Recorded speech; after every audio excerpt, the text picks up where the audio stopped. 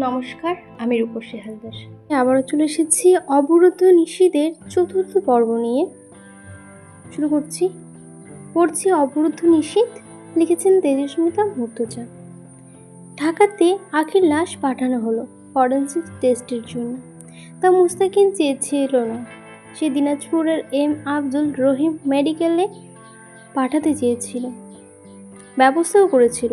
Senior in charge রাজি হননি। আখির মা মুস্তাকিনের হাত ধরে কান্নাকাটি করেছিলেন। আমার মেয়েটার শরীরটারে আর কোনো শুয়োরের হাতে দিস না বাপ। আমারে মা মনে কইরা আমার কথা রাখ। আমার বিচার লাগবো না। আমার আখির দেহটারে দে, বাড়ি নিয়ে যাই। এই কথা ফেলার মতো নয়, অথচ উপরমহল হুট করে সিদ্ধান্ত বদলেছে। এসব নতুন নয় এই লাইনে, তবে এর শেষ অবধি যেতে হলে তাকে সজাগ থাকতে হবে প্রতিপদে। রাত 8টায় ডিআইজি স্যারের সাথে কথা বলে কার্যালয় থেকে বের হলো। টিমের সকলের খুব খাটুনি হবে এই মামলায়। এখানে কোথাও না কোথাও ওতপ্রোতভাবে জড়িয়ে আছে রাজনৈতিক বিষয়াদি আর সমাজের উঁচু পর্যায়ের পদ্ধতিগত বল প্রয়োগ, যার ঘাপলা খুলতে বেশ বেগ পেতে হবে তাদের। রাস্তা পার হবার জন্য দাঁড়ালো। ফোন বাজছে। ফোন জিনিসটা নেহাতি বিরক্তকর, বিশেষ করে যখন রিং হয়। মায়ের কল। এখন পুরো দিনের ফিরিস্তি চাইবে, খাওয়া, গোসল, শরীরে যত্ন, বাড়ি ফেরার তারিখ। কল রিসিভ করলো না। ক্লান্ত শরীর। ফ্ল্যাটে ফিরে গোসল দিয়ে তারপর নিজেই একবার কল করে নেবে। বিকেলে থানার কাউন্সিলিং হুমায়ুন পাটোয়ারি এসেছিল। মুস্তাকিন গিয়েছিল সেখানে। সে প্রশ্ন করল হুমায়ুন সাহেবকে, আপনি ভিকটিমের পরিবারকে জায়গা থেকে উচ্ছেদ করতে চাইছিলেন, এরপর তারা গেল না। তার মেয়ের সঙ্গে এমন কিছু ঘটল, সন্দেহ যদি আপনার ওপর করা যায়, তা নিয়ে বক্তব্য কি আপনার? হুমায়ুন পাটোয়ারি হাস্যোজ্জ্বল কণ্ঠে জবাব দিয়েছিলেন, উচ্ছেদ করা কোনো কঠিন কাজ না মুস্তাকিন, আর এখনও নয় তা আমি পারতাম না, আর এমনও নয় যে তা আমি পারতাম না। তাই এরকম একটা সহজ ব্যাপারে তার সঙ্গে এমন খারাপ কিছু করার প্রশ্ন ওঠে না। তারা সময় চাইছে, আমি দিছি। না উঠলে উঠাইয়ে দিতাম, যেহেতু ওইটা আমার কাজ। কিন্তু তাই বলে এমন কিছু? মুস্তাকিন ঠোঁট উল্টে ধীরে ধীরে ঘাড় ঝাঁকালো। আপনার প্রতিপক্ষ দলকে? হুমায়ুন পাটোয়ারি পান খাওয়া দাঁত বের করে চমৎকার হাসলেন। সহজ হিসাব, আগেরবার যে মেম্বার ছিল এই এলাকায় সে, আর এইবার যেহেতু আমি বা হামজা মেয়র পদপ্রার্থী হয়ে নির্বাচনে দাঁড়াবো, তাহলে বর্তমান মেয়র হিসাবও বলা চলে আমার বিরোধী। সে কিন্তু আবার আমার বেয়াইয়ের ভাই লাগে। মুস্তাকিন আসলে বুঝতে পারছে না এই কথার ওপর ভিত্তি করে তার এই দুটো লোককে সন্দেহের তালিকায় রাখা উচিত কিনা। হুমায়ুন পাটোয়ারি যা বোঝাতে চাইছেন তা হলো, তারা হুমায়ুন পাটোয়ারিকে বদনাম করবার জন্য আখির সঙ্গে এই বীভৎস খেলায় মত্ত হতে পারে। আর কি কোনো সাসপেন্ড থাকতে পারে না এই খুনের দায়ে? আখির পরিবারের সাথে একটা বিশদ আলোচনা দরকার। হতে পারে আরও কেউ কোনো সাহায্য করতে পারে। কোমর বেঁধে নামতে হবে। তার আগে ল্যাব টেস্টের রিপোর্ট চাই। আরও জিজ্ঞাসাবাদ করতে তথ্য প্রয়োজন, যেটা ফরেন্সিক টেস্টের পর আসবে। দুবার সে মাথাটা ঝাঁকি দিল। গাড়ি চালাচ্ছে সরকারি মামুদ। হোটেল থেকে তাকে বলল, গাড়ি থামান। হুমায়ুন গাড়ি থামালো। মুস্তাকিন নেমে গিয়ে হালকা পাতলা কিছু খাবার কিনে নিল। ফ্ল্যাটে রান্না করার চাচিটা 2 দিন হলো আসছে না। এখন মুস্তাকিনের রান্না করার এনার্জি নেই। অ্যাপার্টমেন্টের গেটে দেলোয়ার বলল, স্যার তোমার তো চিঠি আইসে গো। দেলোয়ারের দুষ্টু হাসছে। মুস্তাকিনও এসে ফেলল। চিঠি? শুধু প্রেমিকার কাছ থেকে আসে না, আজকাল আর প্রেম চিঠিতে হয় না। উন্নত দুনিয়ায় প্রেম হয় উন্নত উপায়ে, উন্নত ডিভাইসের মাধ্যমে হয়। হতে পারে দেখো এটা আমার মৃত্যুর পরোয়ানা পাঠিয়েছে কোন এক শুভাকাঙ্ক্ষী ভালোবেসে। দেলোয়ারও দাঁত বের করে হাসল। তোমারে আর কেডা মারার সাহস করব? এত বড় একখানা পিস্তল প্যান্টের ভিতরে নিয়া ঘুরো? প্যান্টের ভেতরে পিস্তল, তাও আবার এত বড়? তুই রাইফেল আর পিস্তলকে ঘুরিয়ে ফেলছিস মনে হচ্ছে। আর প্যান্টের ভিতরে পিস্তল রাখে কেমনি? কোথায় রাখে? মুস্তাকিন বলার ভঙ্গি দেখে হো হো করে হেসে উঠল। এবার দেলোয়ার। মুস্তাকিন ঢুকে গেল ফ্ল্যাটে।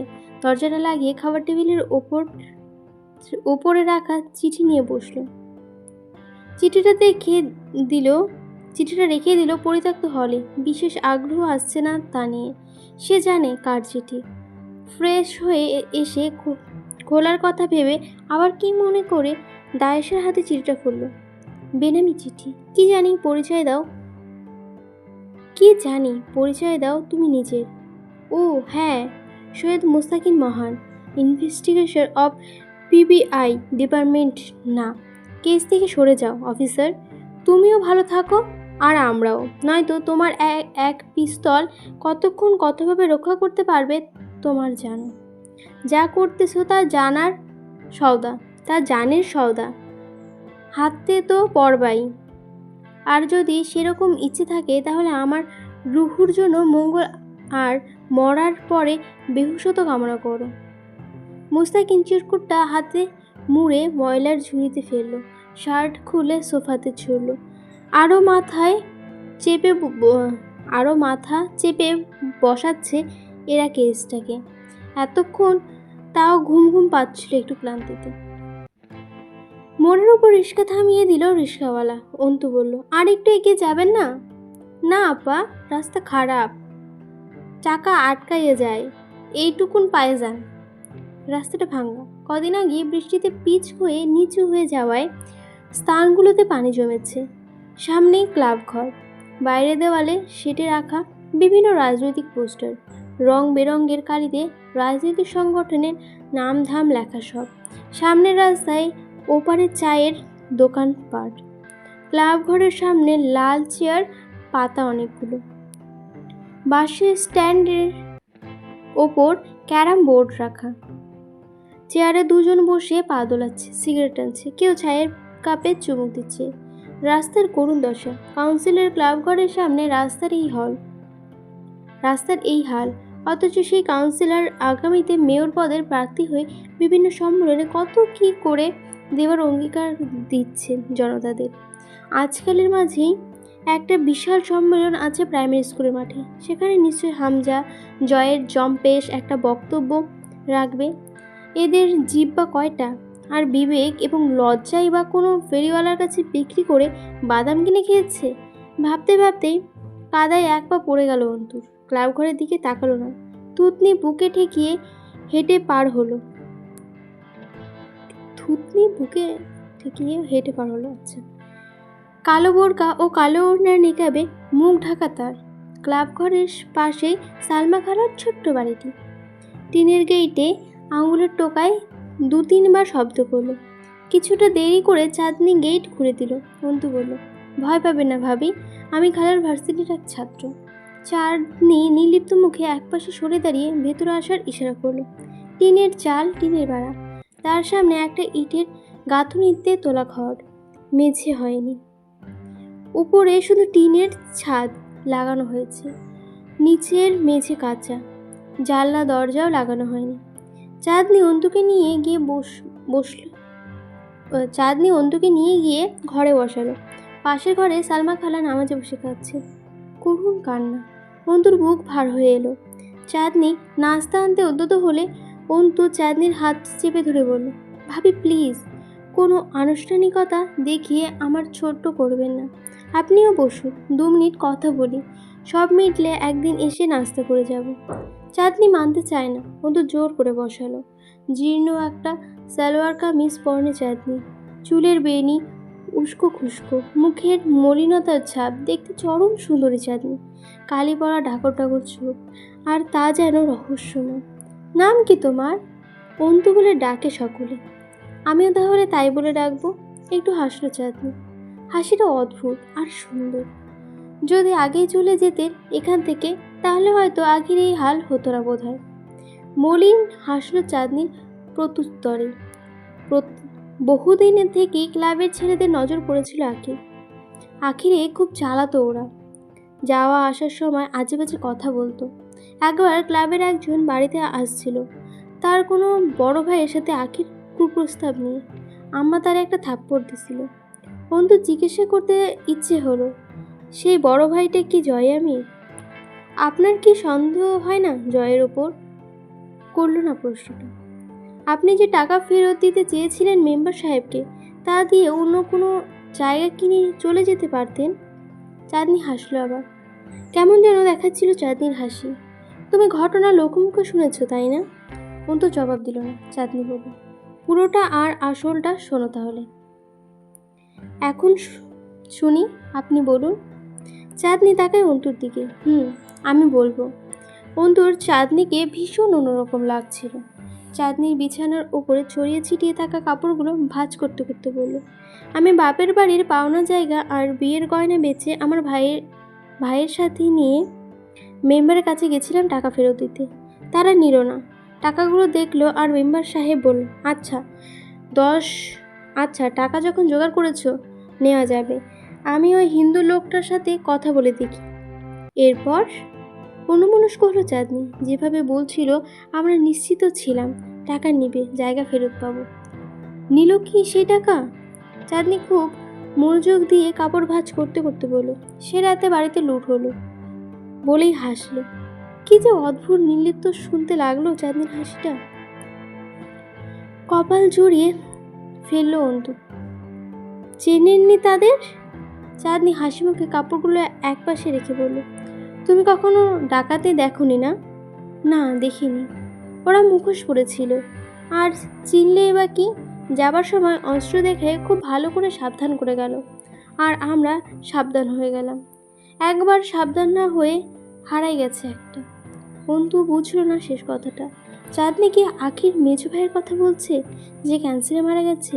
এখানেও এক রহস্য রইল। চেয়ে রইল ক্ষণকাল চাঁদনির নির্বিকার মুখটার দিকে। অসীম ধৈর্য আর পুঁজ মেয়েটির। এমন নিম্নবিত্ত পরিবারে এত শীতল মস্তিষ্কের একটা বউ। তার চোখের চাহনি, কথা বলার ধরন, মুখের ভঙ্গিমা সবই যেন অসাধারণ, একটিও সাধারণ নয়। সেদিন শাশুড়িকে যেভাবে বুকে জড়িয়ে থামাচ্ছিল, সে এক বিরল দৃশ্য। আজও কেমন অনূর শক্তিময়ী লাগছে এই মেয়েটাকে। প্রথম সাক্ষাতে কেমন নির্দ্বিধায় কথা বলছে ওর সঙ্গে, একটুও ইতস্তত বা অপ্রস্তুত নয় যেন।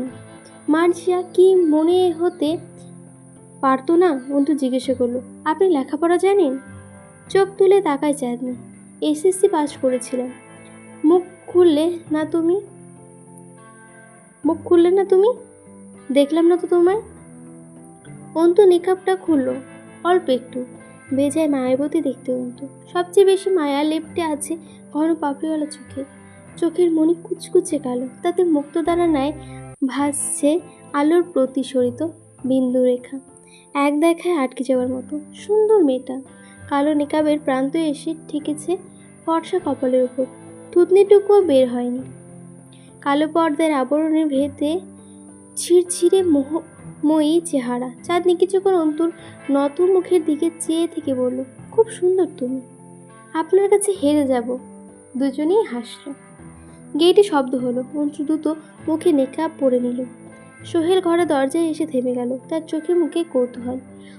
অন্তু সোহেলের অপ্রস্তুত অবস্থা দেখে নিজেই বলল, ভাই আমি অন্তু, ভার্সিটিতে পড়ি। ভাবের সঙ্গে এমনিতে দেখা করতে এসেছিলাম। আপনি ভেতরে আসুন।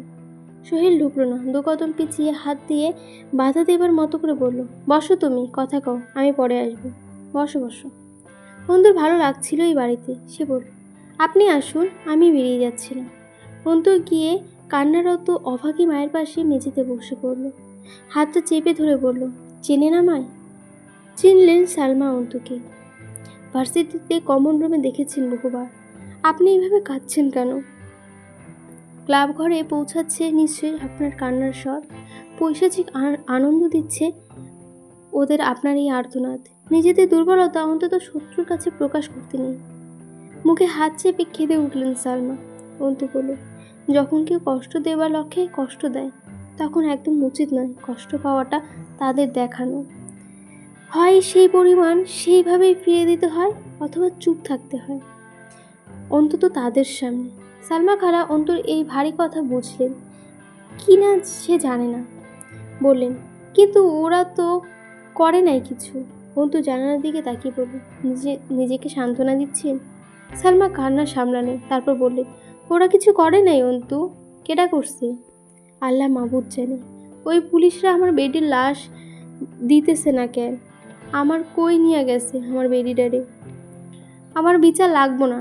ওরা রাজনীতি করে, শক্তিশালী সব। আমার বিচার লাগবো না, কিছু লাগবো না আমার। আমি চলে যাব এইখান থেকে, বহুত দূরে যাব। আমার মেয়েটারে এই পুলিশ আবার জানি কই নিয়ে গেছে। কথা ধরলো অন্তু। কারা রাজনীতি করে? এই তো বললেন, ওরা কিছু করেনি। তার মনে হলো সে বোধ হয় টেনে হিচড়ে জয়কে এইসবের পেছনে দাঁড় করাতে চাইছে।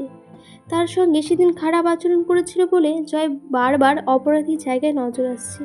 কিন্তু এটা ঠিক না। ভেতরের উকিল মস্তিষ্কটা থমকালো অন্তুকে। ক্লাবঘর পার হওয়ার সময় আর চোখা তাকালো সেদিকে। বুকে একটা চাপ উত্তেজনার কাজ করছে। তাকে চিনে ফেলার মতো কেউ যদি এখন ক্লাবে থাকে, কোনো তামাশা না হয়ে যায় এখন, যদি জয়ই দেখে ফেলে। ক্লাবের সামনে বড় পোস্টারে কাউন্সিল হুমায়ুন পাটোয়ারির ছবি টাঙানো, পাশে আরেক পোস্টারে তার ছেলে হামজার ছবি। এবার ক্যারাম বোর্ডের সামনে ছেলেটা দাঁড়িয়ে আছে। এটা আর চোখে নজর পড়ল, আর ভুলে তাকালো না সেদিকে। সন্ধ্যার বেশি বাকি নেই। দুনিয়াতে সর্বোচ্চ জঘন্য শব্দের মধ্যে সেরা জঘন্য শব্দ অ্যালার্মের শব্দ। ঘুম ভাঙল জয়ের। ফোনের অ্যালার্ম তখনও বাজছে। উপর হয়েছিল, চিত হয়ে বকল, সেটা ভাঙা অ্যালার্ম ঘড়ি, বাল্লা বাজতেই থাকে। সম্বন্ধীর ছেলে আমার ঘড়ি। আমি উঠতেছি হে, এবার অফ যা। ঘড়িটাকে ভাঙতে পারলে ভালো লাগতো, ভাঙল না। টাকায় ঘা কলি যায়। চোখে মুখে পানি দিয়ে আসার পরেও ঝিমুনিটা ছাড়ছিল না। প্রথমে ঝুড়িতে, পরে একে একে সম্ভাব্য সকল আসবাবে কাঙ্ক্ষিত শার্টটা খুঁজলো, পেল না। চিৎকার করতে করতে বেরিয়ে এলো ঘর থেকে। মামি ও শতালা কি লিখছে, শতালো নানির মেয়ে কাজের মহিলাকে জিজ্ঞাসা করলো, এই শালির চেংড়ি কই? বেরিয়ে এসে দাঁড়ালেন শাহানা। কি সমস্যা? ষাঁড়ের মতো গলা ফাড়তেছিস কেন? এই বাড়ির বেটা ছেলেদের জন্মগত বদ্রগেই। জয় দাঁত খিচে উঠল। আমার ষাঁড় ধোয়া হয়নি কোন সুখে? কার বালটা পরবো আমি এখন? তোর শার্টের খুব অকাল হইছে। আলমারি খুললে ছোটোখাটো একটা শার্টের গোডাউন খুঁজে পাওয়া যাবে। বাদর, সবসময় তোমার শার্টের পেছনেই তো দৌড়াই আমি। আর কোনো কাজ নেই বাড়িতে? অন্যটা পরে বের হয়ে যেতে পারিস না? জয় মুখ খুলতে গিয়ে নিয়ন্ত্রণ করলো নিজেকে। তার মুখে খুললেই বকা ছাড়া কিছু আসার সম্ভাবনা নেই। মামিকে সামনাসামনি বকা ঠিক না। এরপর কথা বলতে গিয়ে ওই খ্যাপ্পা স্বরই এলো, তো একটা বের করে দাও সেই গোডাউন থেকে, পরে বের হই। তোমার মতো তো হুদাই ঘরে বসে থাকি না আমি, কাজ আছে। উঠতেই দেরি হয়ে গেছে, আবার শার্টের ভাড়া নিয়ে রঙ করতেছি আর আধ ঘন্টা। তরু বেরিয়ে এসে দাঁড়ালো সেন্টার রুমের একপাশে। জয় ওর দিকে ফিরল, কঠিন স্বরে আদেশ করলো, তরু। আরে সিস্টার, ইউ আর স্টিল জীবিত না? ভালোই হলো, আমার একটা শার্ট বের করে দে, যা কুইক। জয়ের ঘরে ঢুকতেই পুরুষের একটা গন্ধ পাওয়া যায়। মাতাল লাগে তরুর। ঘরে বাস করা পুরুষটাই যখন সর্বক্ষণ ওর মাতাল হয়ে থাকার কারণ, এই ঘরটাই ওর কাছে বড় কাঙ্ক্ষিত। প্রতিদিন জয় উঠে বেরিয়ে যাওয়ার পরে সে পুরো ঘরটাকে পারলে নতুন করে উলটপালট করে, আবার শুরু থেকে গোছায়। বেশিক্ষণ এই ঘরে অবস্থান করার লোভে। যতক্ষণ এখানে থাকবে বুকের ভেতর কি যেন এক শিরশিরিয়ে নেচেও বেড়ায়। আলমারিটা খুলে গোছাতে একটা কালো লালচে রঙের শার্ট বের করলো, আবার দ্রুত ঢুকিয়ে হ্যাঙ্গারে বাঁধিয়ে রাখলো। এই ঘরের প্রতিটা বিন্দু তার গোছানো। সবশেষে একটা চেক শার্ট বের করলো, সেটাতেও মন লাগলো না। ভুলবার শার্ট নিয়ে গেলে পছন্দ না হলে নিশ্চিত একটা জঘন্য ভাষায় গালি ছুঁড়ে ফেলবে শার্টটা জানলা দিয়ে। একবার শার্ট ধোয়া হচ্ছিল না, সবগুলো শার্ট বাথরুমে চুবিয়েছিল। পরে ক্লিনার এনে সেসব তুলে বাথরুমের পাচানো হয়েছে। আবার নতুন শার্ট কিনতে হয়েছিল। তা কেনা অবধি হামজা শার্ট পরত। একটা মিশ্র ছাই রঙের শার্ট দিল জয়কে। জয়ের সব শার্টই বেনামি রঙের, নাম না জানা কোনো কালারের শার্ট বেছে বেছে কিনে আনে। এমনকি শার্ট যেটা কিনা সেটা দোকানের দাঁড়িয়েই গায়ে চড়িয়ে পরনেরটা ব্যাগে করে বাড়ি ফেরা লোক সে। পরের দিন নতুন সেই শার্ট ধুয়ে আয়রন করে আলমারিতে তোলা হয়। এরকম হাজারো পাগলাটে স্বভাবসম্পন্ন বদরাগী পুরুষটিকে কেন যে এত ভালো লাগে মনে মনে তরু। লোকে শুনলে নিশ্চয়ই বলদের রুচির দোষ আছে তরু, নয়তো জয়ের মতো নোংরা স্বভাবের ছেলের প্রেমে পড়া যায় না। জয় কিছু বলল না, চুপচাপ শার্টটা পরলো গায়ে। তরুকে দিয়ে পারফিউম আনিয়ে নিল। এই ব্যাপারটা তরুর কত উপভোগ করে তা জানে না জয়। তার মন নেচে ওঠে যখন জয় ঝমক দিয়ে এটা ওটা ঘর থেকে আনতে বলে তাকে। মনে হয় যেন সে ঘরণী জয়ের। আজ পৌরসভা অফিসে বৈঠক ছিল, নির্বাচন আছে। হামজা বলেছিল ঠিক দুপুরের পর পৌরসভায় পৌঁছে যেতে। আগামী সপ্তাহের শুরুতে বিশাল এক সম্মেলন নির্বাচন নিয়ে, সেই বিষয় নিয়ে আলোচনা চলবে। জয় পৌরসভায় না গিয়েছিল পলাশের গাঙের পাড়ার বাড়িতে। সেখানে কিছুক্ষণ আড্ডা দিয়ে ক্লাবে গিয়ে ক্যারাম খেলেছে আধ ঘন্টার মতো। এরপর বাড়ি ফিরে ঘুম দিয়েছে সন্ধ্যা অবধি। কবির ড্রাইভিং করতে করতে জিজ্ঞেস করল, ভাই আমরা যাচ্ছি কই এখন? চেয়ারম্যান কাকা ডাকছে। কবির দ্রুত ঘাড় ঘোরালো। চেয়ারম্যান কাকা আপনাকে ডাকছে কেন? সম্পত্তি ভাগ লিখে দেবে। তোর কিছু চাই সেখান থেকে? বোকা হাসলো কবির। না মানে আমারে কেন ডাকছে? না মানে আপনারে কেন ডাকছে? উল্টোপাল্টা কিছু করবে না তো? উল্টোপাল্টা কিছু? বউ নাই নাকি চেয়ারম্যানের? আবার কেন টার্গেট করবে? কবি হাসলো কবির। জয় বলল, আয় তোর এই গেছো বাহাদুরের মতো হাসির একটা ছবি তুলি। বাই এনি চান্স অকালে টপকে গেলে ছবিতে পালা জড়াবো। ব্যাক ক্যামেরায় অন করে কবির দিকে ধরলো। হঠাৎই একটা বোঝাই ট্রাক সামনে এসে পড়লো ওদের গাড়ি চালানোর সময় এই মজা বোধহয় কাল হয়ে উঠল ওদের। কবির প্রথমত নিয়ন্ত্রণ হারালো, দ্রুত স্টিয়ারিং ঘোরালো গাড়ির এক সাইডে নেবার জন্য। ততক্ষণে ডান পাশে আরেকটা গাড়ি চলে এসেছে। এদিকে সরার জায়গা নেই। ওদের গাড়ির যে পজিশনে রয়েছে তাতে ট্রাক ওদের গাড়িকে পিষে সামনে এগিয়ে যাওয়া ছাড়া উপায় নেই। ওপাশে চাপার জায়গা নেই। কয়েক সেকেন্ডের পাশের গাড়িটা আরও স্লো হয়ে ওদের পাশ আটকে চলল মনে হলো। জয় সবসময় খারাপ কিছুর জন্য প্রস্তুত, কবিরও হলো। কিছু করার নেই আর। ট্রাক ওদের সামনে খুব কাছে, প্রায়। আচমকা পাশের গাড়িটা পাশ থেকে দ্রুত এগিয়ে গেল ওদের গাড়ি পার করে। সেদিক দিয়ে ট্রাকটা চলে গেল ওদের বাঁচিয়ে। ট্রাক চলে গেল নাকি কবির নিপুণ হাতে নিয়ন্ত্রণ করে নিল বলা যায় না। সেকেন্ড বিশেকের মধ্যে ঘটে গেছে পুরো ঘটনাটা। জয় গাড়ির জানালা দিয়ে মুখ বাড়িয়ে পেছনে তাকিয়ে দেখলো ট্রাকটাকে একবার। এখনো হৃদস্পন্দন ধরাস ধরাস করছে। জয় তাকে বলল, শালা এত লাফাও কে? বেশি কিছুক্ষণ পর পেছন থেকে সামনে ঘাড় ফেরালো। কবিরকে প্রশ্ন করলো, ট্রাকটা কার জানিস কবির? গল্প পাঠটা এখানে শেষ হয়ে গেল যদিও, কিন্তু লেখিকা কিছু কথা লিখে দিয়েছে এখানে, সেটা পড়ছি। নায়ক নায়িকার আখ্যান নয় এটা, খলদের উপাখ্যান এটা। কিছু প্রধান চরিত্র রয়েছে যাদের ঘিরে উপন্যাস নিজ গতিতে এগিয়ে যাবে। সকল চরিত্রের এক একটা পরিণতি এবং সংজ্ঞা রয়েছে। প্রত্যেকটি চরিত্রের নিজস্ব গল্প আছে এতে। এই পর্বটি আপনাদের কেমন লাগলো অবশ্যই জানাবেন। ভালোই আছে, সুন্দর। বাট কিন্তু শেষের দিকে ওই অ্যাক্সিডেন্ট হতে হতে বেঁচে গেছে জয়, ওটাই অনেক ভালো লাগলো। অবশ্যই লাইক কমেন্ট এবং সাবস্ক্রাইব করে দেবেন।